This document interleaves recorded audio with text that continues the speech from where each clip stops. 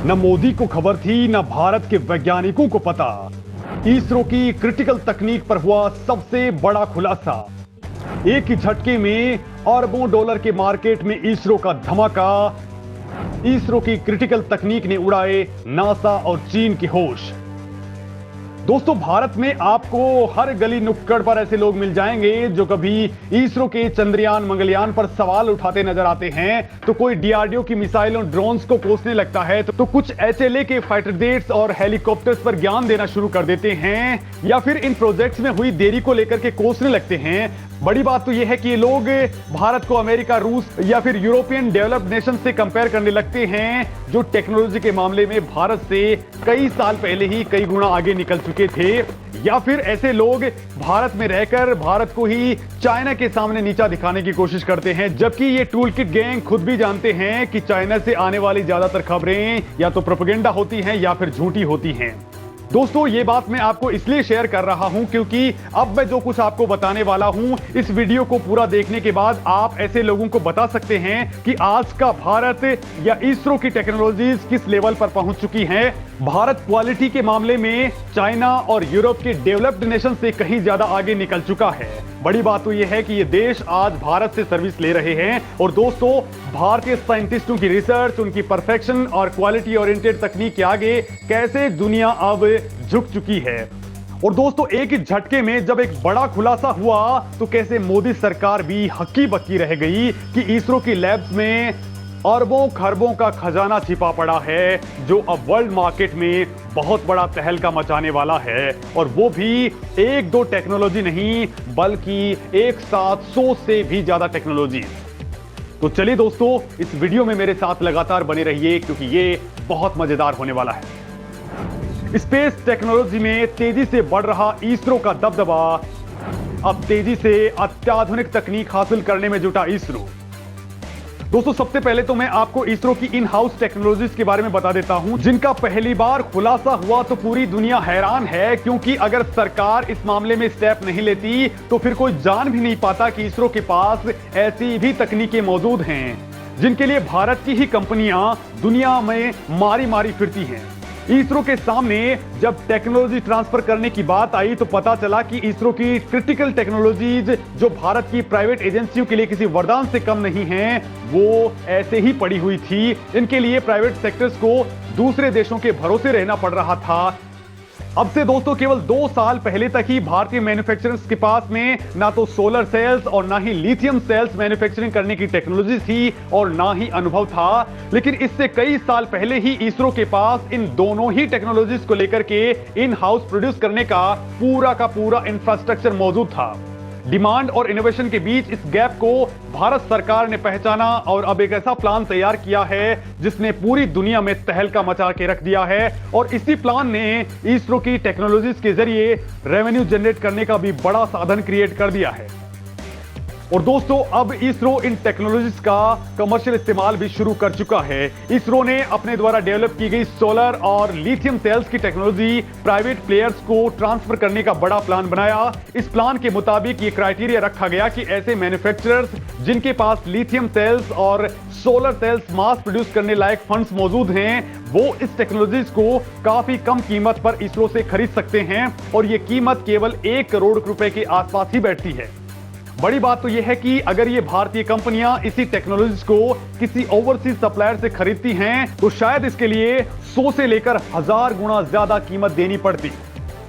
दोस्तों, इसरो से इन टेक्नोलॉजीज को खरीदने के लिए टाटा केमिकल्स, बीईएल और नेल्को जैसी कंपनियां आगे आ चुकी हैं। और आज पूरे भारत में मैन्युफैक्चरिंग की जो लहर आई है वो सब देख रहे हैं। इतना नहीं दोस्तों, कुछ और टेक्नोलॉजीज के लिए भी इसरो ने अपने दरवाजे खोल दिए हैं। और इस बार 1-2 नहीं बल्कि एक साथ 100 से ज्यादा टेक्नोलॉजीज भारतीय स्टार्टअप के सामने पेश की हैं, जिनको लेकर के भारतीय कंपनियों को दूसरे देशों की सप्लाई पर निर्भर रहना पड़ता था।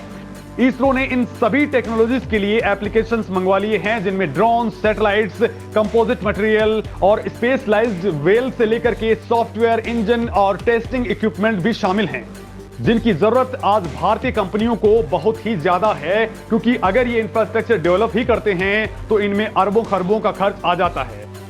ये सभी प्रोडक्ट्स और इक्विपमेंट्स इस ट्रांसफर ऑफ टेक्नोलॉजी एग्रीमेंट में शामिल हैं। हालांकि दोस्तों, इसरो ने यह बिल्कुल क्लियर कर दिया है कि इन सभी टेक्नोलॉजीज के लिए इंटेलेक्चुअल प्रॉपर्टी राइट्स यानी आईपीआर इसरो के पास ही रहेंगे। मतलब यह है दोस्तों कि सभी टेक्नोलॉजीज के कमर्शियल प्रोडक्शन के लिए इसरो की परमिशन लेना जरूरी होगा।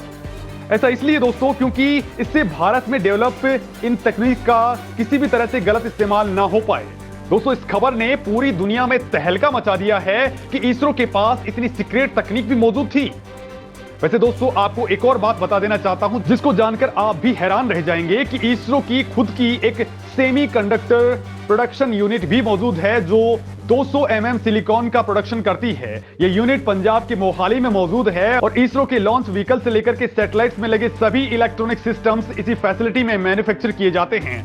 दोस्तों, स्पेस टेक्नोलॉजीज को क्रिटिकल सेक्टर में रखा जाता है और अब मोदी सरकार ने इसके लिए देश के प्राइवेट प्लेयर्स के दरवाजे खोल दिए हैं। अब इसरो की प्रोडक्शन यूनिट्स को कमर्शियलाइज करने का प्लान आगे बढ़ चुका है, जिससे डोमेस्टिक इंडस्ट्री के लिए यहां पर चिप्स और सेमीकंडक्टर का प्रोडक्शन शुरू हो सकेगा। साथ ही इस लैब को मॉडर्नाइज करने की कोशिशें भी तेज हो चुकी हैं, क्योंकि इस लैब की प्रोडक्शन कैपेसिटी बहुत ज्यादा अंडर यूटिलाइज है। लिहाजा इसका इस्तेमाल बढ़ाकर भारत के इलेक्ट्रॉनिक्स और ऑटोमोबाइल सेक्टर के अंदर चिप्स और मैन्युफैक्चरिंग इंडस्ट्री को बूस्ट किया जा सकेगा। दोस्तों, इसरो ने यह तकनीक बहुत ही कम संसाधनों में डेवलप की है, लेकिन यकीन मानिए अब इन तकनीक को ट्रांसफर करने से इसरो जो रेवेन्यू गेन करेगा वो तगड़ा धमाल मचाने वाला है। दोस्तों, आज की डेट में इसरो अंतरिक्ष के 600 अरब डॉलर के मार्केट को कैप्चर करने में जुटा हुआ है। इससे चीन छोड़िए, नासा या स्पेस एक्स भी धड़ाम होने वाले हैं, क्योंकि बहुत ही कम लागत में भरोसे के साथ स्पेस मिशन लॉन्च हो रहे हैं और इसके साथ ही इसरो अपनी तकनीक को भारत की कंपनियों को ट्रांसफर कर रहा है। इससे भारत मैन्युफैक्चरिंग का हब भी बनने जा रहा है। अब इसरो रॉकेट ही नहीं बल्कि स्पेस क्राफ्ट यानी एक स्पेस प्लान बनाने में भी कामयाब हो चुका है, जो आने वाले दिनों में बिल्कुल पूरा हो जाएगा और इसके बाद अर्थ के लोअर ऑर्बिट में कोई भी सैटेलाइट लॉन्च करना बहुत ही सस्ता हो जाएगा। आने वाले वक्त में इंडस्ट्री बहुत तेजी के साथ आगे बढ़ने वाली है। दोस्तों, दुनिया में सैटेलाइट मैन्युफैक्चरिंग का जो सेक्टर 2020 में 2.1 बिलियन का था, वो 2025 में 3.2 बिलियन का होने वाला है। मतलब कुछ ही सालों में इतना बढ़ गया है और आगे ज्यादा मल्टीप्लाई होता चला जाएगा। सबसे बड़ी बात तो यह है कि सैटेलाइट बनेंगे तो इनका लॉन्च करने के लिए सर्विसेज भी बढ़ती जाएंगी। सबसे सस्ती सर्विस इसरो के पास ही मौजूद है। इसरो इस मामले में ऑलरेडी काफी पैसा कमा रहा है। इसरो ने अभी तक 279 मिलियन डॉलर की कमाई कर ली है। दोस्तों, आप बस अंदाजा लगा लीजिए कि अमेरिका ने मंगल मिशन पर अपना पहला मिशन भेजा था, उसके मुकाबले इसरो ने अपनी लागत का केवल 11% लगाकर ही पहली ही बार में मंगलयान को मंगल पर पहुंचा दिया था। अब दोस्तों, इसरो अगले साल 3 एस्ट्रोनॉट्स को अंतरिक्ष में भेजने वाला है, वो भी 7 दिनों के लिए। साथ ही इसी साल दोस्तों इसरो जुलाई में सूर्य का रिसर्च करने के लिए आदित्य L1 लॉन्च करने वाला है, तो अगस्त में चंद्रयान 3 लॉन्च करेगा, जिसकी लॉन्चिंग के लिए इसरो के पास इस वक्त SSLV जैसे छुटकू रॉकेट से लेकर के LVM-3 जैसे भारी भरकम रॉकेट मौजूद हैं। SSLV कुछ ही वक्त में रेडियो ऑन डिमांड मोड में सैटेलाइट लॉन्च कर सकता है, तो मझोले आकार के सैटेलाइट PSLV रॉकेट लॉन्च कर डालता है, तो वही भारी भरकम सैटेलाइट्स यानी 6000 टन वाले सैटेलाइट्स भी LVM-3 के जरिए लॉन्च किए जा सकते हैं। मतलब दोस्तों, हर मार्केट पर कब्जा करने के लिए इसरो तैयार है। स्पेस इकोनॉमी साल 2025 तक ही 600 अरब डॉलर की होने वाली है और इसमें भारत बड़ा मौका तलाश रहा है। ये भारत के लिए बहुत ही फायदेमंद है। साथ ही भारत में सैटेलाइट भेजने का खर्चा दूसरे देशों से बहुत ही कम है। इस वक्त जियोपॉलिटिकल लिहाज से भी भारत यूरोप, अमेरिका, ऑस्ट्रेलिया और जापान यानी सभी देशों के बेहद करीब बना हुआ है। लिहाजा भारत एक विश्वसनीय विकल्प बनकर के उभर चुका है। इसरो की commercial new space India limited ने हाल ही में ब्रिटेन की कंपनी OneWeb के 72 सैटेलाइट लॉन्च किए हैं। अब मोदी सरकार भी लगातार इसरो को प्रोत्साहन दे रही है ताकि स्पेस के सेक्टर में स्टार्टअप्स को बढ़ावा दिया जा सके। इस वक्त भारत की new space company 52 international customers को सर्विस दे रही है और दोस्तों, स्पेस इकोनॉमी का जो आकार बढ़ रहा है उसमें भारत लगातार चौके और छक्के लगा रहा है।